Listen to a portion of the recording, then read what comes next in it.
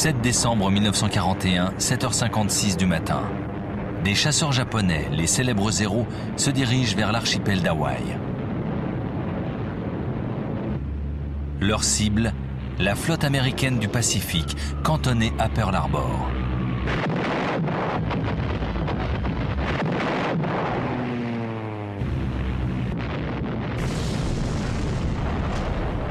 Plusieurs bâtiments sont piégés dans le port.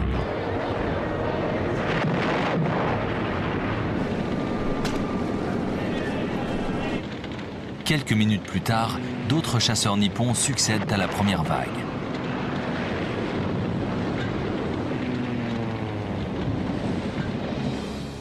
À 8h35, 2 navires de guerre ont été coulés. 2 sont sur le point de sombrer et 2 autres ont été sévèrement endommagés.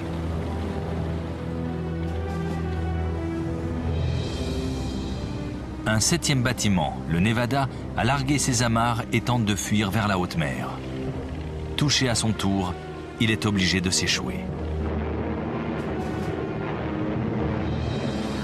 Au même moment, plusieurs vagues de Zéros bombardent les chasseurs américains parqués sur les terrains d'aviation de l'île.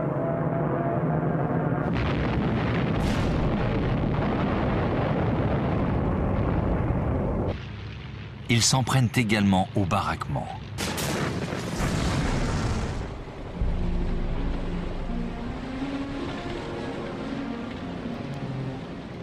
À la fin de l'attaque, des dizaines de navires de guerre ont été coulés ou endommagés. 188 avions de chasse ont été détruits.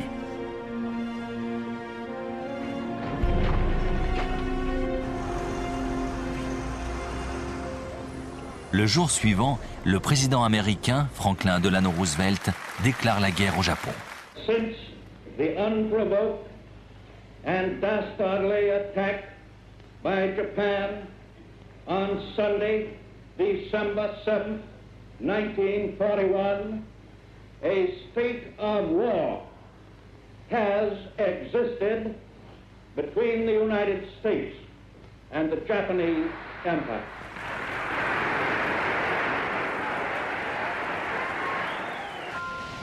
Le décor est planté. Le Japon arrivera-t-il à faire plier rapidement les États-Unis avant que leur formidable puissance ne se mette en branle? C'est le début de l'un des plus grands affrontements de la Seconde Guerre mondiale.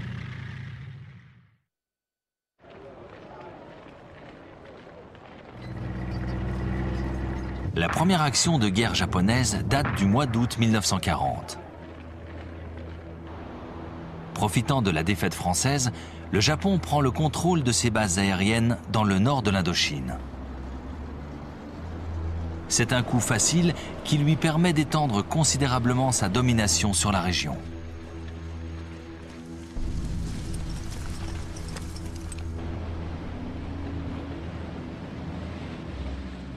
Un an plus tard, l'Empire du Soleil Levant envoie un ultimatum à la France.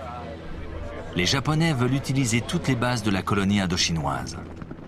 Les Français hésitent. Beaucoup trop. Les Japonais s'emparent de la totalité du territoire.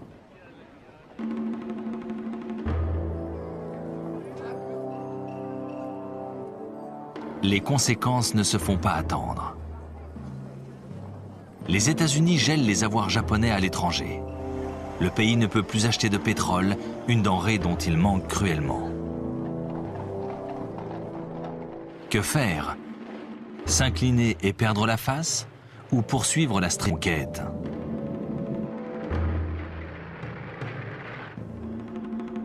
Pour le nouveau gouvernement nippon dirigé par l'implacable général Hideki Tojo, l'affaire est entendue.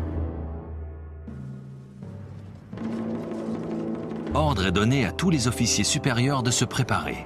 Ce sera la guerre. Les cibles, tous les territoires d'Asie contrôlés par les Britanniques, les Français, les Hollandais et les Américains.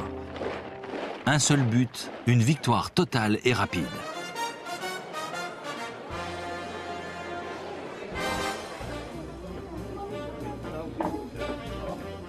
Comment l'envisager autrement? Pour les Japonais, les Américains sont des jouisseurs, des lâches qui n'auront pas le cran de supporter les affres d'un conflit sanglant.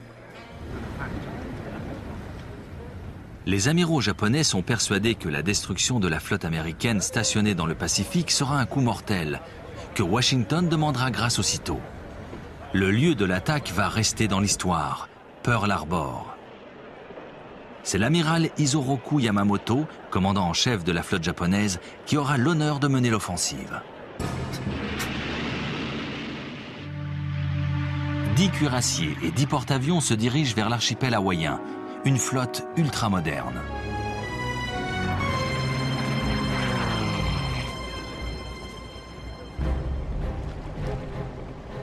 Face à eux, les Américains n'opposent que 8 cuirassiers datant de la Première Guerre mondiale et 2 porte-avions.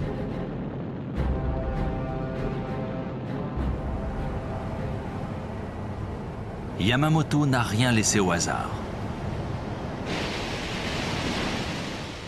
Il a choisi le jour pour frapper, un dimanche. Le week-end, la flotte est au mouillage. Les services de renseignement nippons ne se sont pas trompés.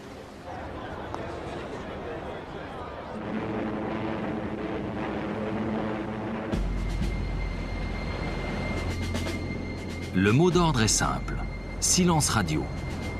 Dans le plus grand secret, Yamamoto a réuni toute sa flotte dans la baie de Tankan, au nord des îles Kuriles. Le 26 novembre 1941, les étraves fendent les flots.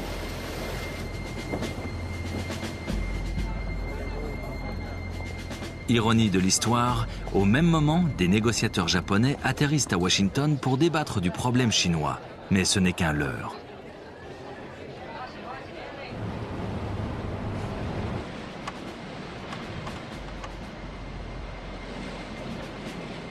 Après 7 jours de mer, la flotte japonaise est réapprovisionnée.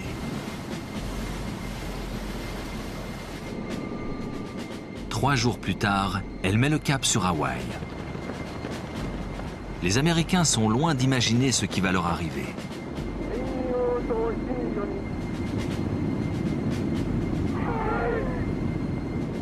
À 6 heures du matin, ce 7 décembre 1941, une première vague de chasseurs bombardiers prend son envol.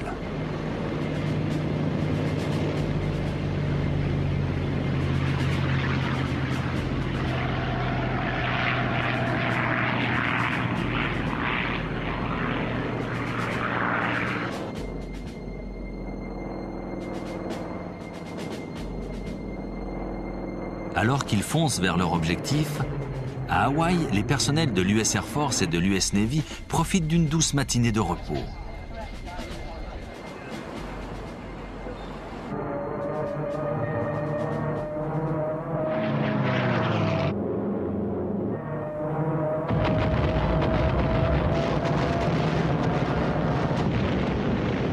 Deux heures et 15 minutes plus tard, Pearl Harbor est balayé par un déluge de feu.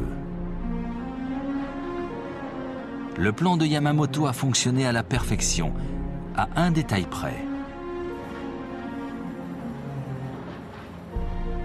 Les porte-avions américains n'étaient pas dans le port. Les deux bâtiments ont échappé à l'attaque.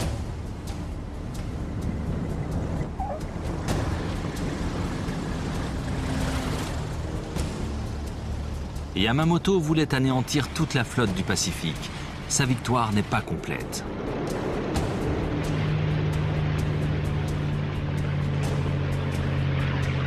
Les forces aéronavales américaines sont intactes. Mais les États-Unis sont sous le choc. Après l'incrédulité et le désarroi, c'est la fureur.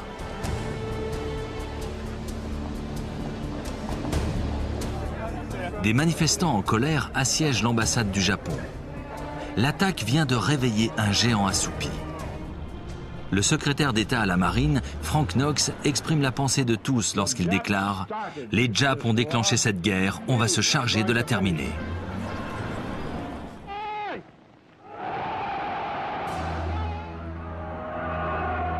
Mais avant que les États-Unis ne puissent rendre coup pour coup, le Japon va infliger d'humiliantes défaites aux Occidentaux présents en Asie.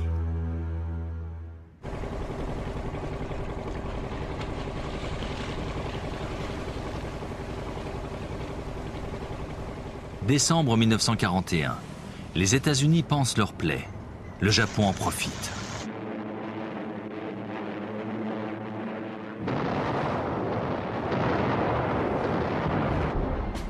Il croit avoir mis KO la puissance américaine. C'est au tour des Britanniques.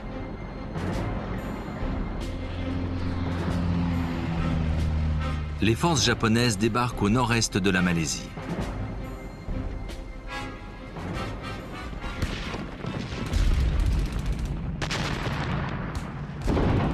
Elles doivent atteindre le sud du pays en suivant la côte.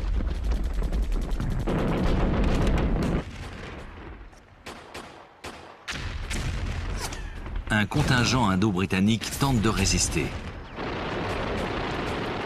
Mais après une journée de combat, il doit s'avouer battu.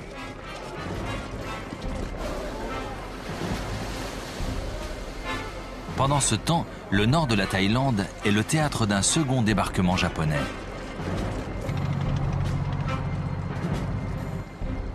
« 30 000 fantassins progressent désormais sur la côte ouest de la Malaisie.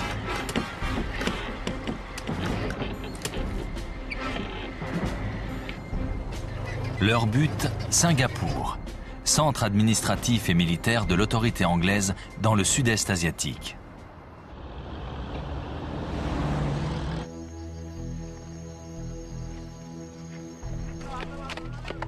Les Britanniques croyaient avoir transformé l'île en forteresse imprenable.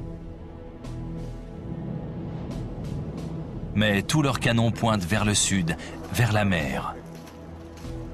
Les envahisseurs arrivent du nord à marche forcée.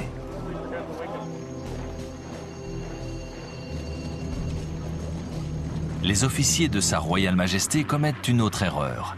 Ils considèrent que leurs adversaires sont de piètres combattants, incapables de traverser la jungle malaisienne. Les Japonais leur réservent bien des surprises.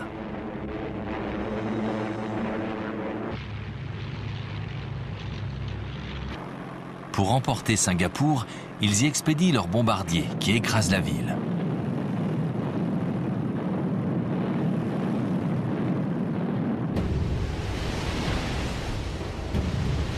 Les Britanniques ripostent. Ils envoient le nouveau fleuron de leur flotte, le Prince de Galles, et un croiseur, le Repulse, pour détruire les convois de troupes japonais. Les deux navires sont aussitôt pris à partie par les chasseurs bombardiers nippons.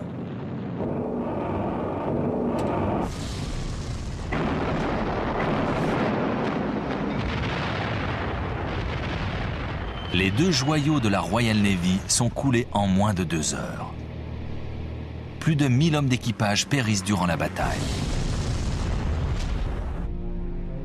Pour les Britanniques, c'est le plus grand désastre maritime de la Seconde Guerre mondiale. Cette défaite sonne le glas des grands cuirassiers de la Royal Navy. Elle marque aussi l'avènement d'une nouvelle force de frappe, l'aéronavale.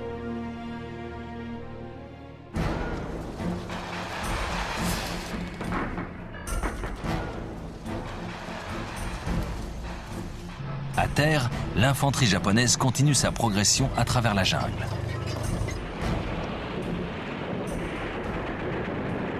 Kuala Lumpur est prise le 11 janvier 1942. Les forces britanniques battent en retraite et se replient sur Singapour.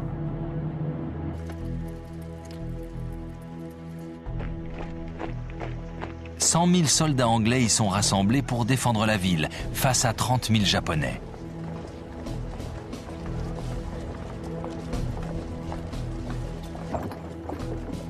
Mais supériorité nuira-t-elle ?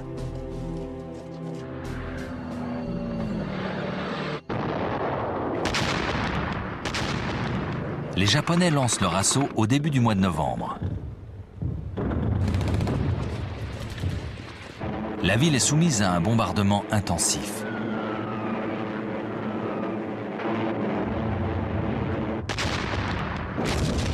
La défense britannique est bientôt réduite à néant.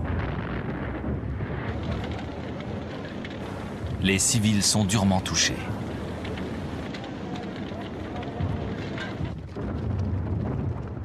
Quatre jours après le début de l'attaque, les Japonais percent les dernières lignes de défense.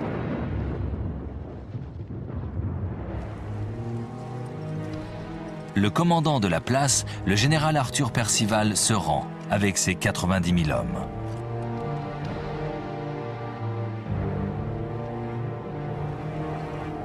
C'est une catastrophe. Jamais dans l'histoire de l'armée britannique, un commandant de cette importance ne s'était rendu à un ennemi inférieur en nombre.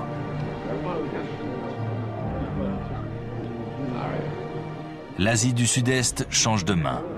2 siècles de domination britannique viennent de s'effondrer en seulement 10 semaines.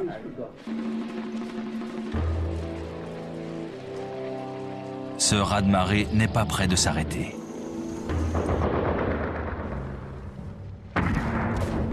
L'armée japonaise vole de triomphe en triomphe.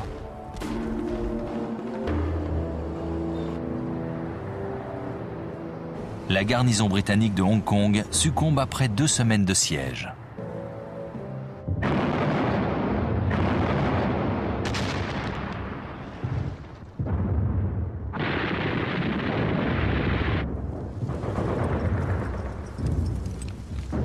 Aux Philippines, les Américains aussi sont en fâcheuse posture.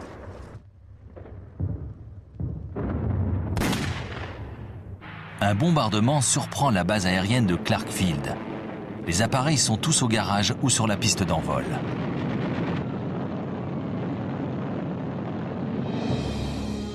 La plupart sont détruits.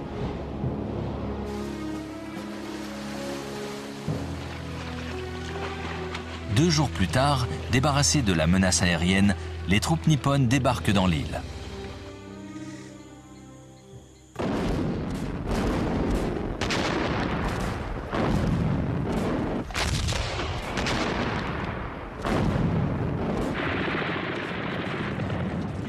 Les forces locales s'évanouissent dans la nature.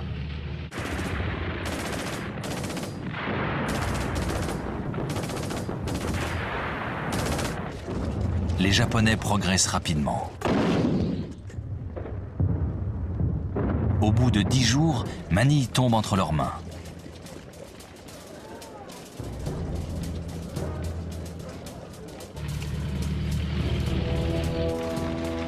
Les forces américaines sont contraintes de se réfugier dans la péninsule de Bataan. Elles y espèrent l'arrivée providentielle de renforts. Mais personne ne viendra.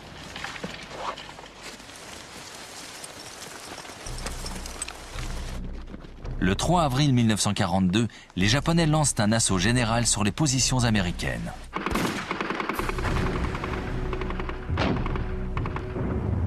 Après 4 jours de combat au corps à corps, elles cèdent enfin. La garnison se rend 2 jours plus tard.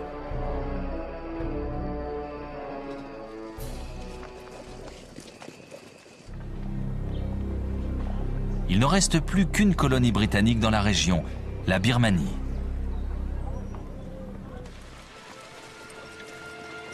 Au début de l'année 1942, les forces nippones pénètrent dans le sud du pays.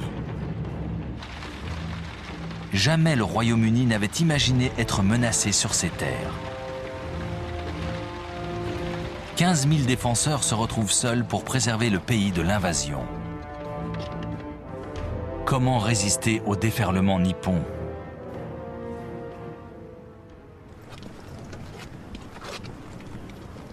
Les hommes se battent avec l'énergie du désespoir, mais la cause est perdue d'avance.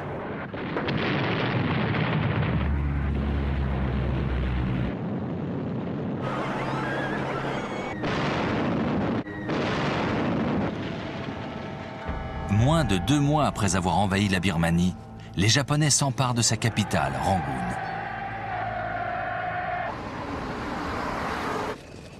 8 semaines plus tard, tous les Britanniques ont été expulsés du pays. En 6 mois seulement, le Japon s'est rendu maître du sud-est asiatique. Cette guerre éclair a bouleversé la physionomie de la région. Plus rien ne sera pareil en Asie. Malgré ses écrasantes victoires, le Japon montre des signes de faiblesse.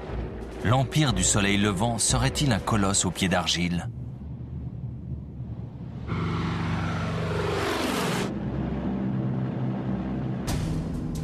Le 18 avril 1942, 4 mois seulement après Pearl Harbor, les Américains rendent aux Japonais la monnaie de leurs pièces.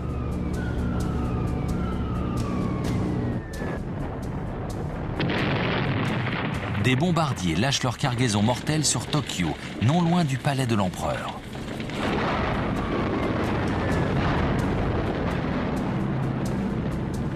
D'autres escadrilles frappent Yokohama, Kobe et Nagoya. Le raid, monté avec l'aval du président Roosevelt, est particulièrement périlleux.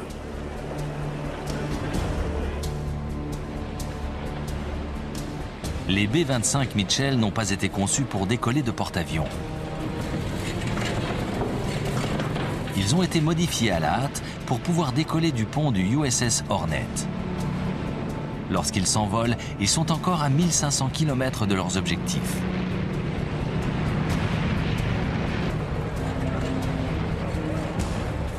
Mais l'opération est un franc succès.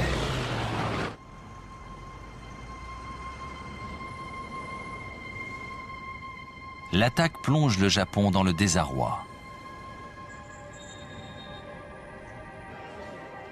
La mère patrie vient d'être durement frappée après 4 mois de victoire sur tous les fronts. Personne ne s'attendait à ça.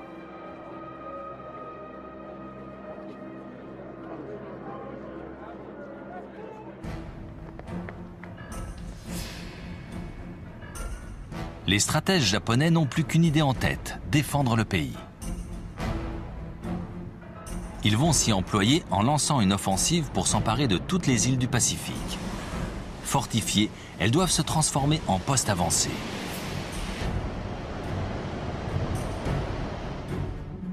Jusqu'alors, l'armée nippone occupait les côtes chinoises, l'Asie du Sud-Est et les Philippines. Elle a également envahi les Indes néerlandaises. La Nouvelle-Guinée et les îles Salomon sont dans leur ligne de mire. L'île de Midway, au milieu du Pacifique, doit être l'ultime pièce du nouveau dispositif de défense.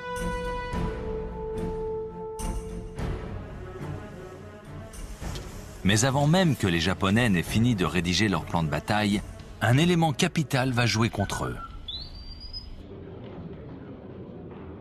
Les services de renseignement américains ont brisé leur code secret.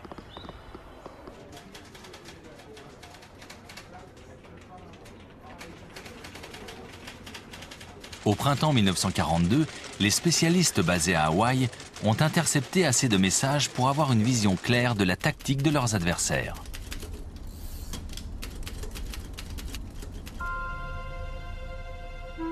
Le commandant en chef des forces américaines dans la région, l'amiral Nimitz, sait ce que signifie la perte des îles Salomon et de la Nouvelle-Guinée.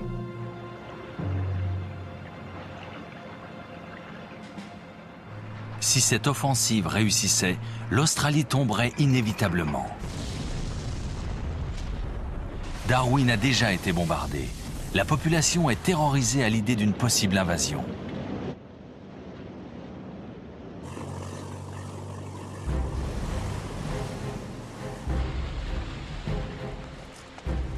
Au début du mois de mai 1942, les stratèges nippons exécutent leur plan. Les forces japonaises s'emparent des îles Salomon.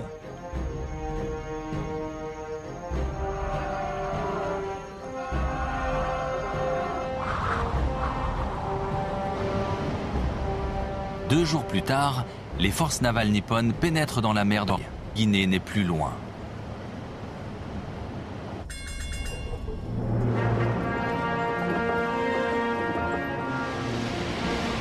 Mais cette fois, les Américains ont un coup d'avance. L'amiral Nimitz a dépêché sur place 2 porte-avions et une flottille de navires de guerre.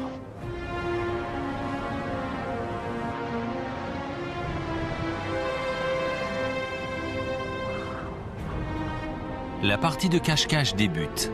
Elle dure 2 jours.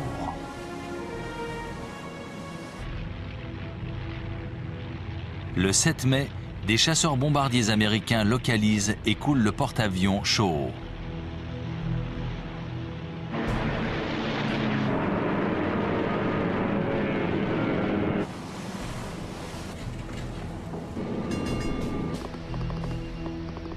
La bataille de la mer de Corail vient de commencer.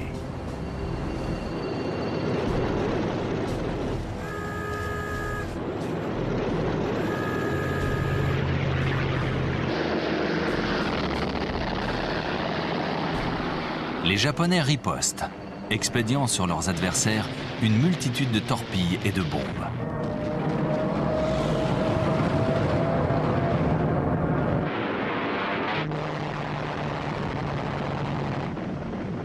Ils prennent d'abord pour cible le porte-avions Yorktown, spécialement conçu pour éviter les torpilles nippones.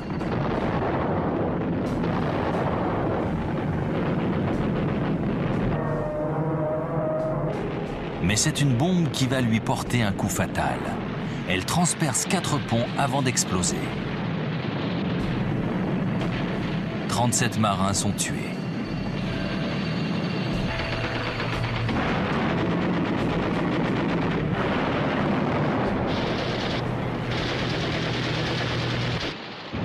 Le porte-avions Lexington, plus grand et moins manœuvrable, est touché par plusieurs bombes et 2 torpilles.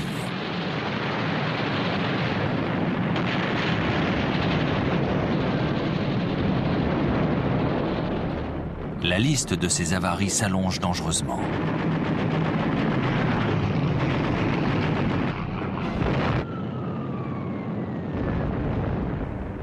Mais les Américains poursuivent leurs attaques. Ils se concentrent sur le porte-avions Shokaku.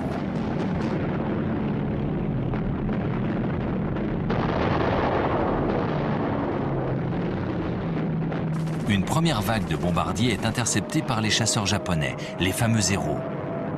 Les avions américains sont contraints de larguer leurs torpilles bien avant leur cible. Les projectiles s'enfoncent tous dans l'océan.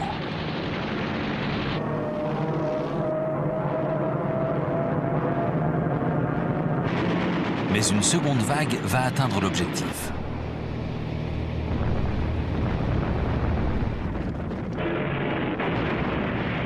Le pont d'envol du Shokaku est si endommagé qu'aucun avion japonais ne peut plus l'utiliser.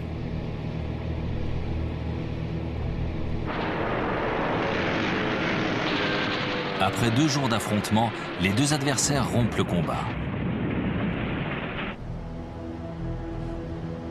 Le même jour, dans l'après-midi, une formidable explosion ébranle le Lexington.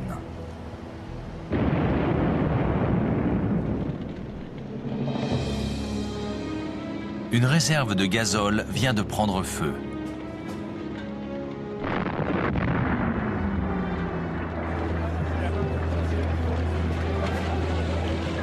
« 215 des 3000 hommes d'équipage seront tués.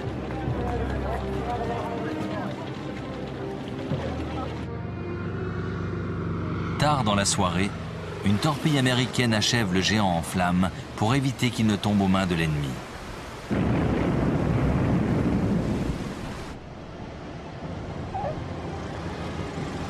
Sur le papier, la bataille constitue une victoire japonaise.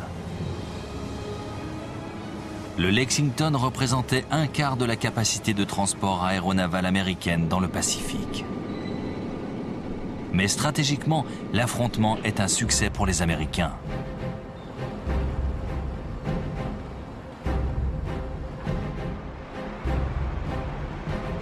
Ils viennent de stopper l'offensive japonaise. Ils ont sauvé l'Australie.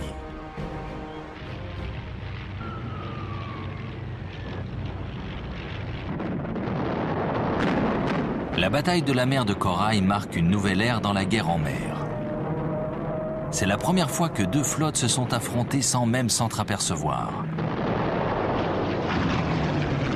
Les navires ont combattu par avions interposés.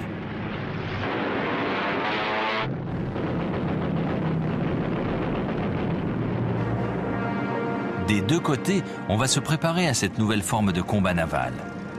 La prochaine rencontre sera décisive.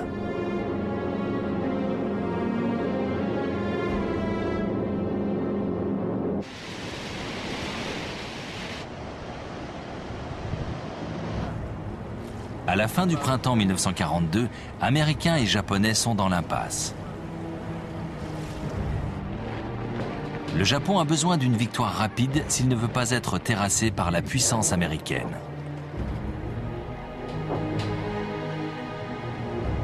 Dès la mi-mai, l'offensive reprend. Les services de renseignement américains sont à l'affût.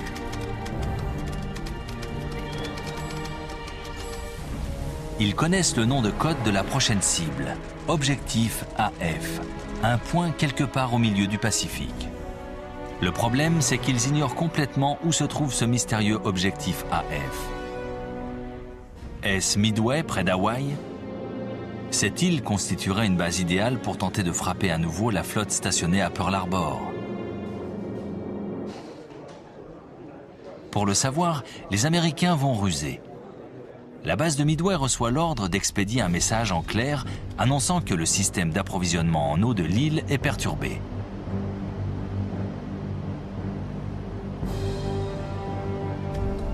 Presque aussitôt, un message japonais est intercepté. Il avertit que des problèmes de ravitaillement en eau affectent l'objectif AF. Cet objectif est donc Midway.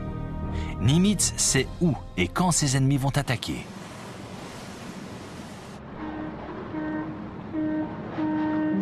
Le plan japonais est particulièrement complexe.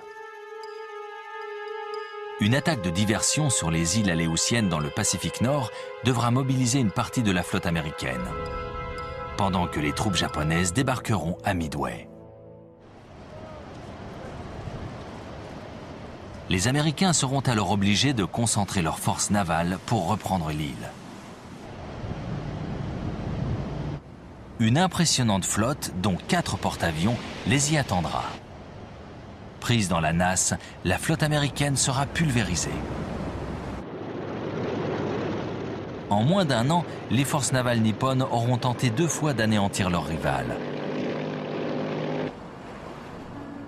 Prévenus, les porte-avions américains lèvent l'ancre. Ils se mettent en route pour tendre une embuscade à leur ennemi. Les Japonais ignorent qu'ils ont quitté leur base. Ils savent encore moins où ils se trouvent.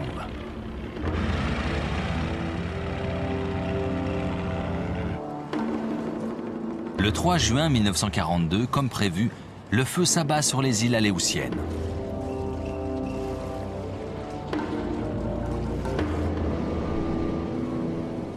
Nimitz ne bronche pas.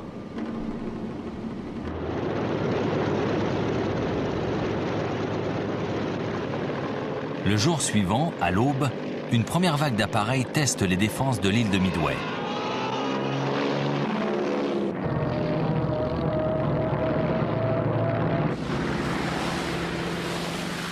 Les avions américains présents sur la base viennent à leur rencontre. Malheureusement, les vieux Brewster Buffaloes ne peuvent rien contre les héros japonais.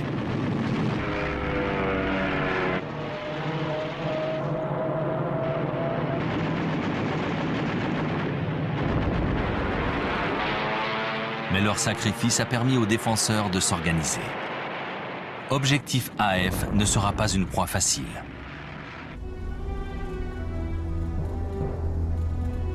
Le commandant de la flotte japonaise, l'amiral Shuichi Nagumo, doit faire face à un dilemme.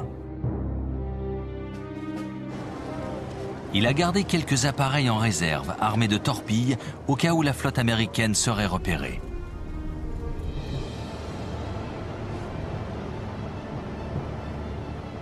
Doit-il faire changer les munitions de ces appareils et permettre à une deuxième vague d'écraser l'île à fragmentation?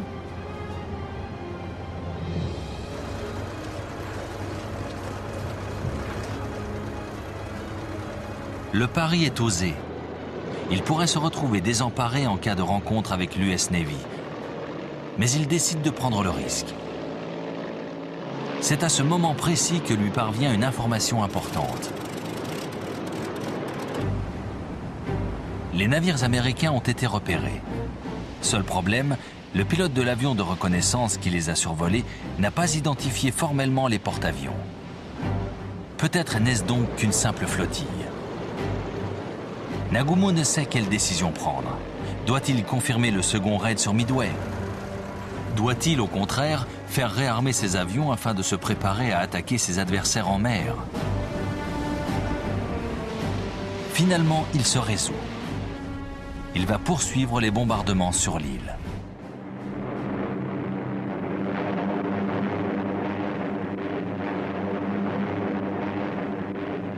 Mais alors qu'il transmet enfin ses ordres, les porte-avions japonais sont assaillis par une première vague de bombardiers américains.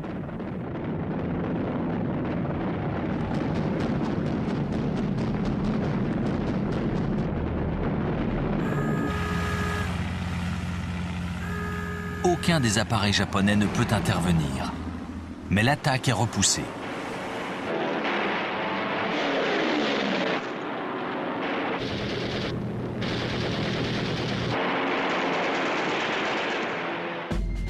C'est alors que survient un nouveau message. Les porte-avions ont été identifiés au milieu de la flotte des assaillants. Nagumo doit changer ses plans. Ces avions sont en cours de réarmement. Il décide quand même d'abandonner Midway pour monter à l'assaut de la flotte ennemie. Il ordonne donc de changer les munitions. Il veut couler les bâtiments américains. Il faut faire vite car son armada peut être prise à partie d'un moment à l'autre.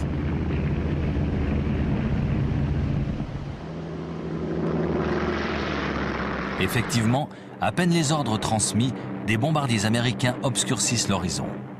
Ce sont de vieux modèles, ils volent très bas et n'ont aucun support aérien.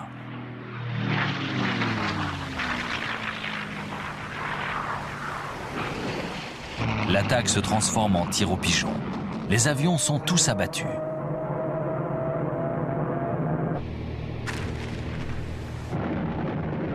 Nagumo jubile. Dans quelques minutes, ses héros seront prêts. La flotte américaine est à sa merci. Mais ce sont quelques minutes de trop. Au moment même où il va transmettre ses ordres, un grondement sourd enveloppe ses navires. Une nuée de chasseurs bombardiers transperce les nuages. Ils plongent en piqué sur leur cible. Les Japonais sont pris par surprise.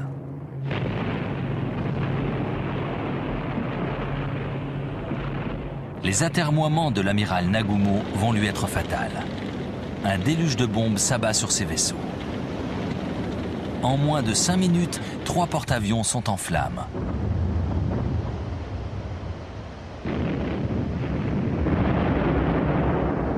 Ils vont couler dans la journée.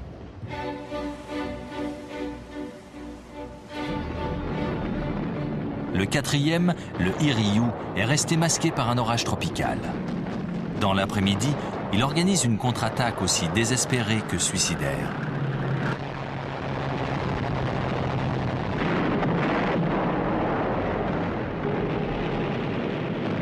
Le porte-avions Yorktown est sévèrement endommagé.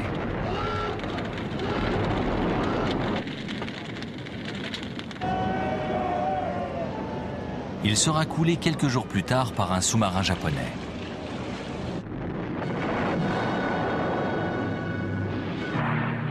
Mais la résistance nippone est vite annihilée. En fin d'après-midi, le Hiryu n'est plus qu'une épave dévorée par les incendies.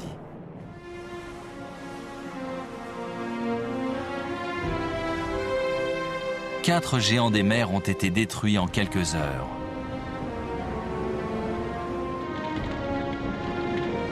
Bien sûr, la bataille de Midway n'est pas décisive.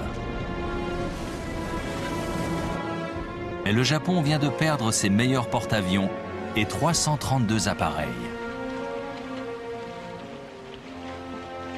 2000 marins sont morts ou portés disparus.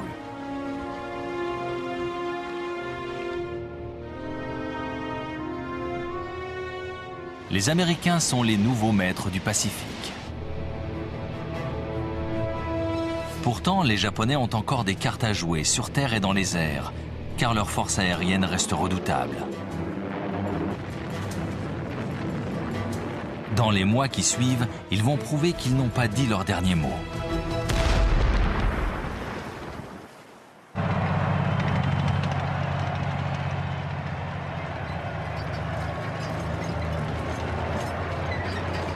Tokyo n'a pas renoncé à construire le rempart censé défendre l'archipel nippon de toute intrusion étrangère.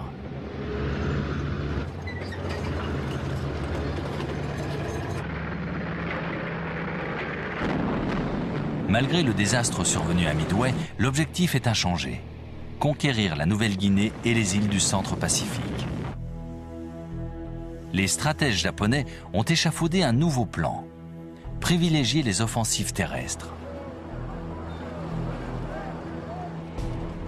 Le 21 juillet 1942, des troupes aguerries, rodées aux opérations dans la jungle, débarquent sur la côte nord de la Nouvelle-Guinée.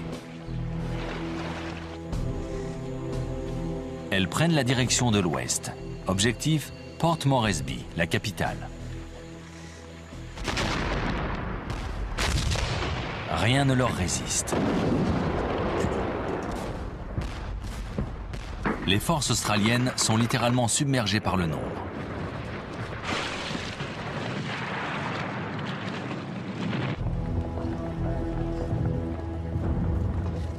En quelques semaines, les Japonais se sont emparés des principaux cols situés dans les montagnes d'Owen Stanley.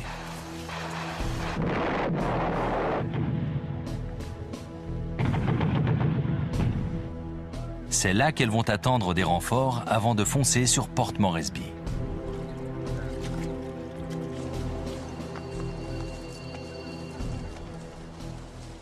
Mais les Australiens n'ont pas dit leur dernier mot.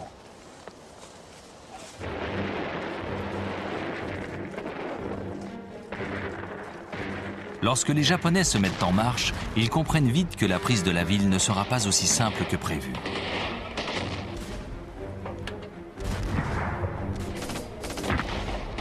Des hommes expérimentés et déterminés leur font face.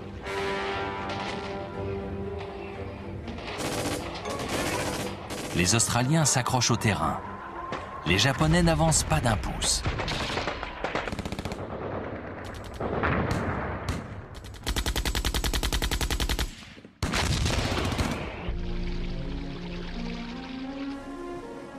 Les conditions de vie dans la jungle sont terrifiantes. Les deux armées subissent continuellement des trompes d'eau. La malaria fait des ravages. Les Australiens sont à deux doigts de décrocher.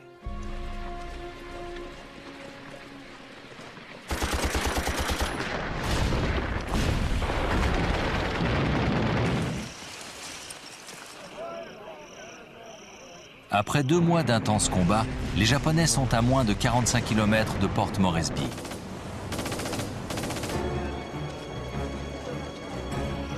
Les renforts américains arrivent enfin.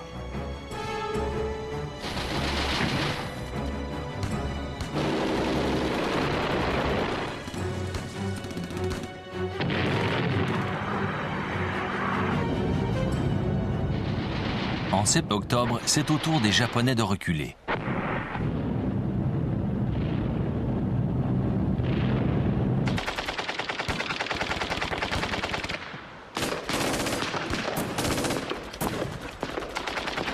Ils se retranchent à Buna, lieu de leur débarquement 3 mois plus tôt.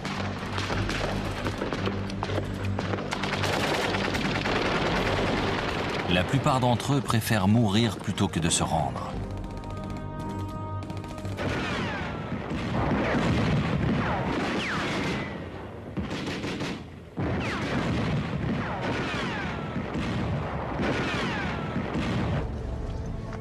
Les Alliés mettront 2 longs mois pour s'arrêter de leur position.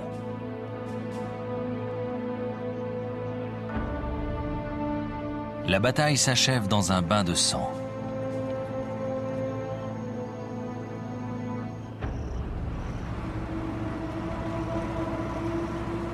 Sur les 15 000 soldats japonais, 3 000 seulement parviennent à s'échapper de cet enfer.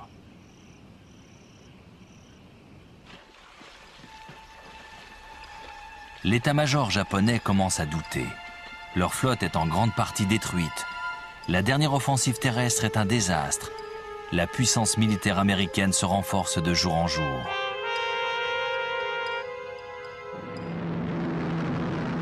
Il ne leur reste plus qu'une chance, s'imposer dans les airs.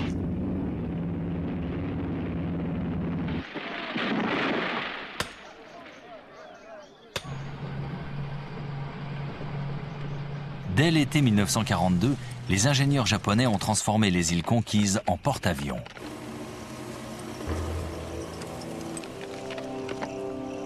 L'une des plus importantes se trouve dans le sud des îles Salomon, c'est Guadalcanal. Elle est idéalement située pour harceler les convois américains en route vers l'Australie. Elle va être le théâtre d'une terrible bataille.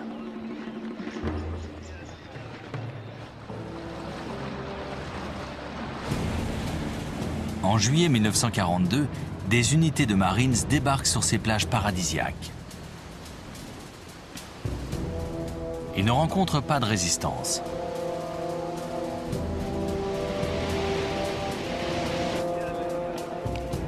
Leur objectif est simple, s'emparer de la piste en construction pour en faire une base aérienne.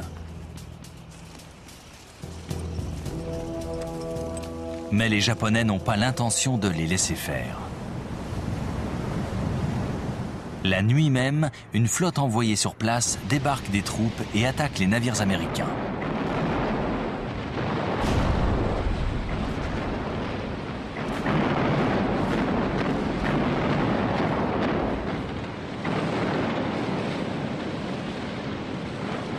Après une nuit de combat, les croiseurs japonais ont coulé 4 bâtiments ennemis. Les autres ont déguerpi.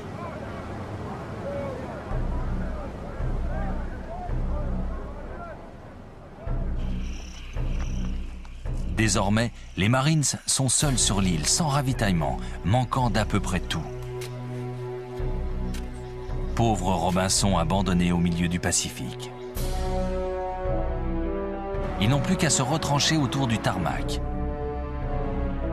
Travaillant d'arrache-pied, malgré les attaques et les bombardements, les Marines utilisent les bulldozers japonais pour achever la piste d'atterrissage au plus vite.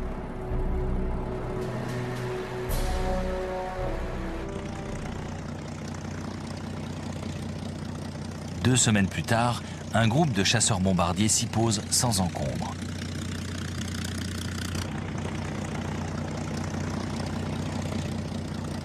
Il était temps.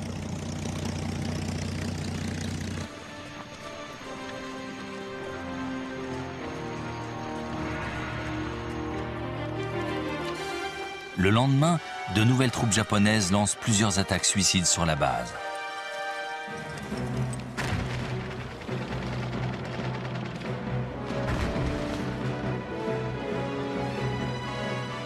Dans les mois qui suivent, les vagues fanatisées se succèdent, montant à l'assaut pour anéantir les Marines.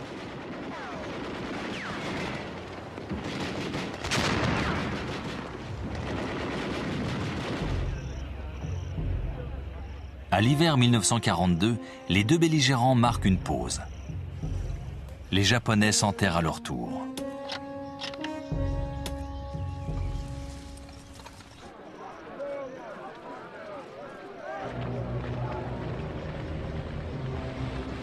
En décembre, les Marines sont enfin relevés.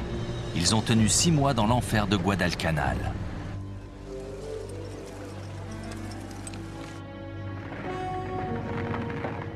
Leurs remplaçants vont faire la différence. Ils reprennent l'offensive et annihilent une à une les poches de résistance nippones.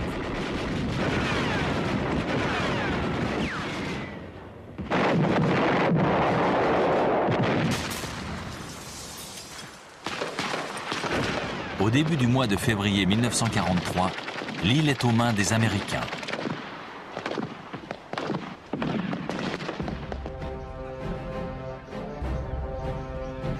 Après avoir été vaincus en mer, les Japonais viennent d'être battus sur terre, perdant tout espoir de construire des bases aériennes dans le Pacifique. La guerre éclair asiatique n'a été qu'un atroce feu de paille. L'Empire du Soleil Levant a réveillé le colosse endormi. La puissance américaine s'accroît un peu plus chaque jour. Rien ne semble pouvoir l'arrêter. Ce qui vient de se jouer dans le Pacifique au cours de l'année 1942 va sans doute changer le cours de cette guerre.